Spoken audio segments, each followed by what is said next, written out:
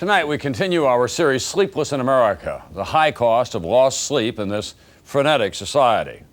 The subject is insomnia. And as NBC's Fred Francis tells us, the consequences go well beyond the lost sleep of anyone suffering from it. That's true. 1 and 2 there. Right. And does this guy have other girls he's seeing?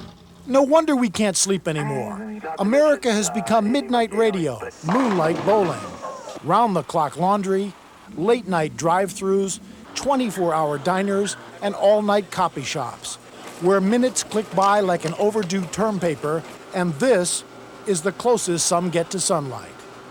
More and more Americans, some 25 million, like aspiring singer Richard Johnson, are working the graveyard shift. If I work in the daytime, I can't take care of anything else. So if I work at night, I get my whole day.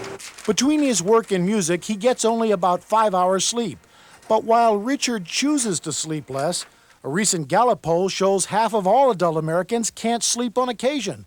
More than 1 in 10 of us can't sleep on a regular basis. LA graphic artist Lori Ingen has had trouble falling asleep since she was 9.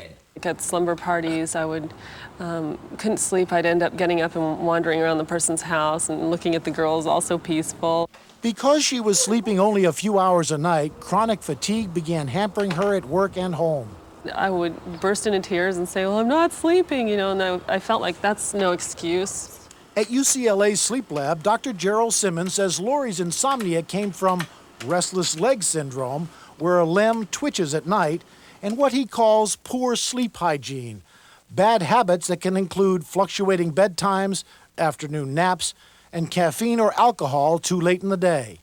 For the twitching legs, he gave her a prescription. For her sleep habits, a new routine. She had to wake up every day at the same time. She had to cut out caffeine, and she worked on relaxation in the evening.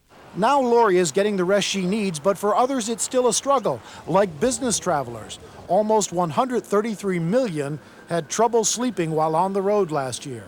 That's why researchers estimate that the total cost of going sleepless in America may be as high as $50 billion a year. An indication that running around the clock, whether by choice or not, may be too costly for all of us.